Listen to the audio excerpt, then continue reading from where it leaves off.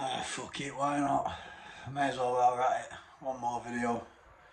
We'll do this one on HMP Nottingham, yeah. HMP Nottingham, Robin Hood area. Met some good lads, good people. I've been on F wing, E wing, and D wing. Last time I was in Notts, I did a good stint down the block on a security block where they were searching me because I always used to have a lot of USB sticks, like watching Vikings, Game of Thrones, all that carry on, Ozark and all that. It makes your time go a lot quicker.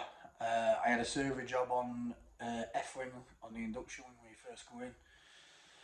I was on there with old Donny Quinn and all them old school boyos from Nottingham, top guys, a few of the Francis kids, a couple of the Douglas lads, a mate of mine, Douglas, who's in here in the Bale still. Top kids, sound people. Had a good stint in there, and it was sound. Old school John Dawes on my wing with me, very good bloke. Used to chat to him every day. His brother's famous, one of the boyos of all Europe.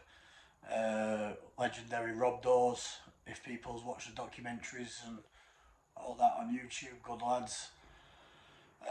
Andy Ratcliffe, who was on induction wing with me from Salford, Manchester, looking at 20 years. God bless him, good kid.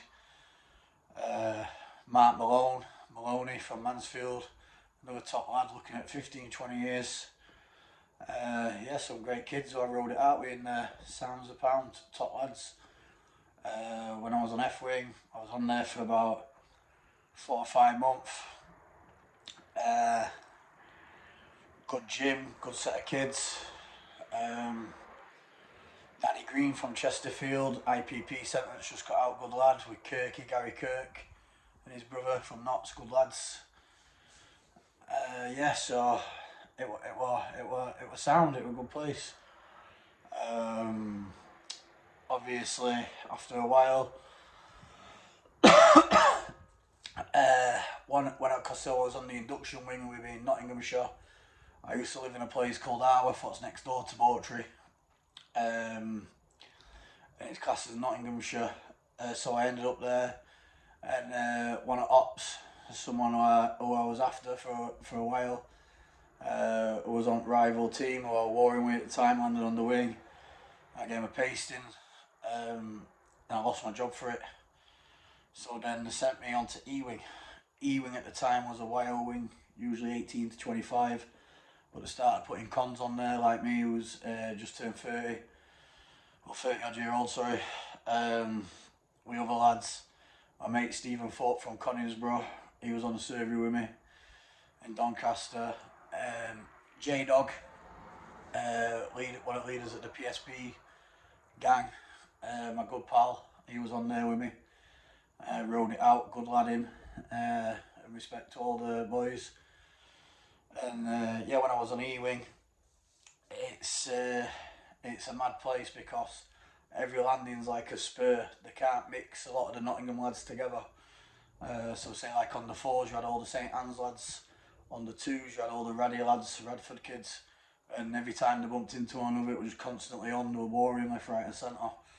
A lot of people get stabbed, a lot of people get shanked, and there's a lot of plugins going off. If everyone don't know what a plug-in is, you just snap the plug head off your plug, get 2 of them wrapped tightly in a sock, whip it round the head and it splits the head wide open. I've seen that done a good few times in there.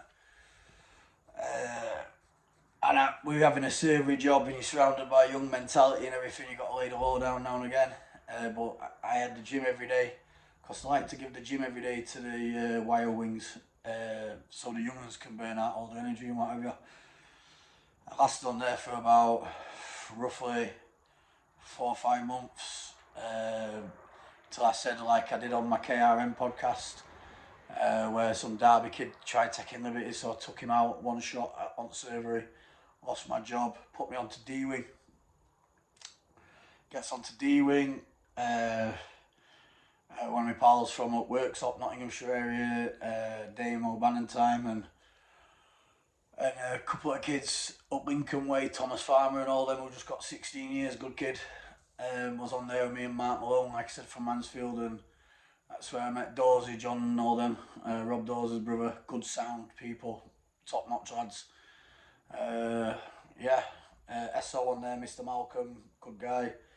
I was just smashing it out, to be fair with you guys. You're alright place, you got two gyms there, you got a little gym in the main building, what's small but it's got just mainly machine equipment, and then you got the big gym near the education where you can do your deadlifting and power clean pressing and what have you, and do some good weight, yeah.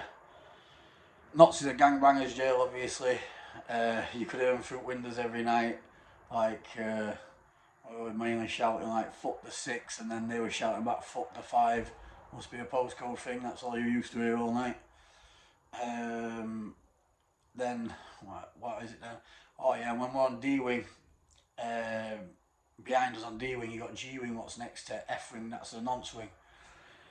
When you see people, you can never get to them in there, they're highly protected, and you can't even really get them on off chance at healthcare unless you're cock on really lucky.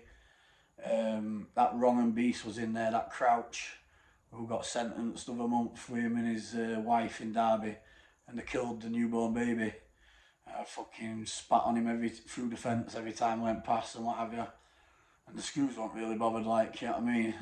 They just let us spit on them, but that's all you could really do through the fence. I know he was in there a few years ago when he got sentenced. That famous case from Derbyshire, Philpott, him who burnt the fire and killed all his kids and what have you. Fucking another dirty beast. What wants putting down?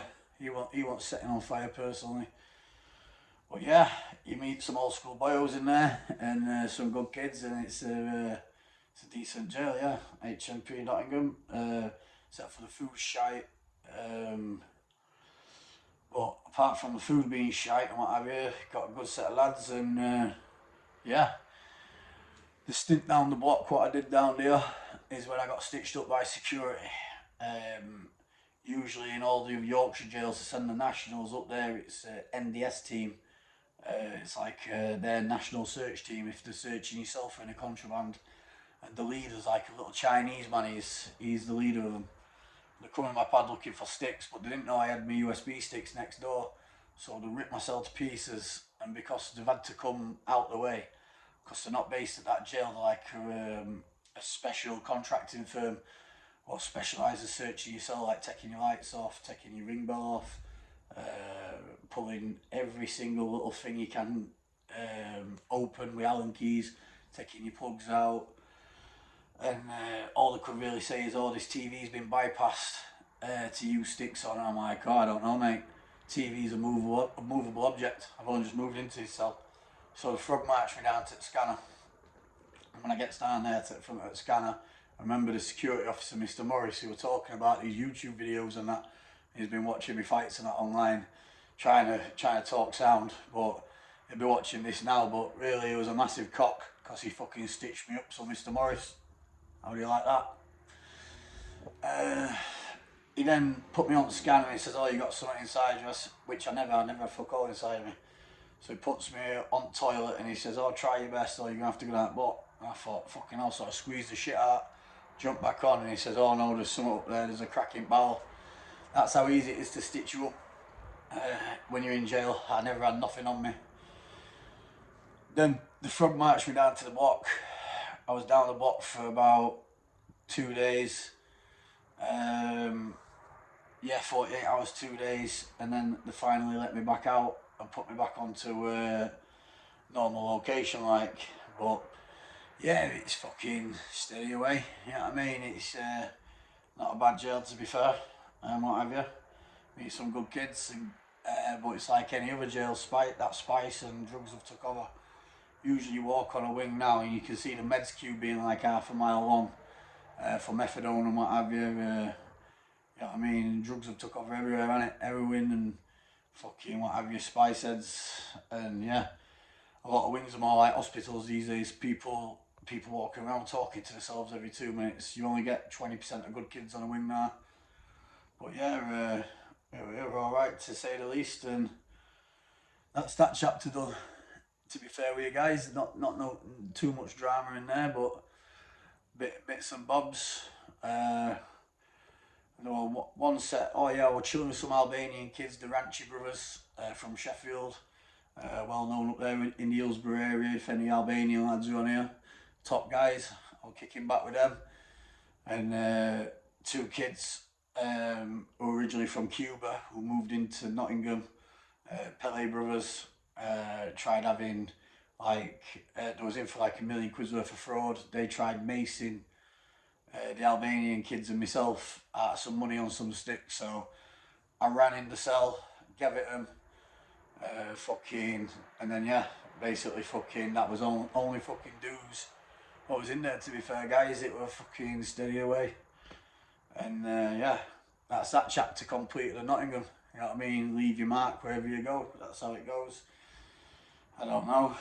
That's me on tour. But yeah, I'll move on to the next one now. And I thought I'd just touch bases with a Nottingham jail. If anyone ends up in Nottingham jail, get yourself onto Ewing. Keep your head down and you get gym like 7 times a week.